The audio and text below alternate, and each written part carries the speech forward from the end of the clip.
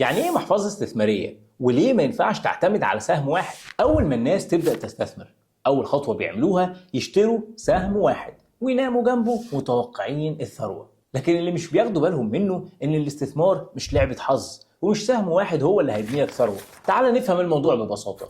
ايه هي المحفظة الاستثمارية؟ هي ببساطة توزيع فلوسك على أكتر من أصل أو نوع استثمار عشان تقلل المخاطر وتزود فرص الأرباح. يعني بدل ما تحط كل فلوسك في سهم واحد، بتحط جزء في سهم مستقر، جزء تاني في صندوق استثمار أو ETF، جزء تالت في ذهب أو عملات أو حتى سيولة نقدية جاهزة للفرص، وهكذا. طب ليه الكلام ده مهم؟ لأنك ما بتتحكمش في السوق، لكن بتتحكم في توزيعك.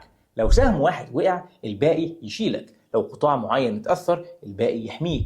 ولو في فرصة جديدة، تكون جاهز تدخل بالكاش اللي معاك. اللي بيحط فلوسه كلها في سهم واحد زي اللي حط فلوسه كلها في شقة واحدة في برج واحد في منطقة واحدة. لو حصل حاجة للمنطقة دي، خسر كل حاجة. وعشان كده المستثمر الذكي مش بيجري ورا المكسب السريع، هو بيبني محفظة تشيله وقت المكسب والخسارة. وده اللي بشرحه خطوة بخطوة في الكورس، ازاي تبني محفظة ذكية تناسب دخلك وهدفك وسنك. اكتب كلمة كورس في التعليقات وهبعت لك لينك فيه تفاصيل اكتر عن الكورس واللي ممكن يغير حياتك.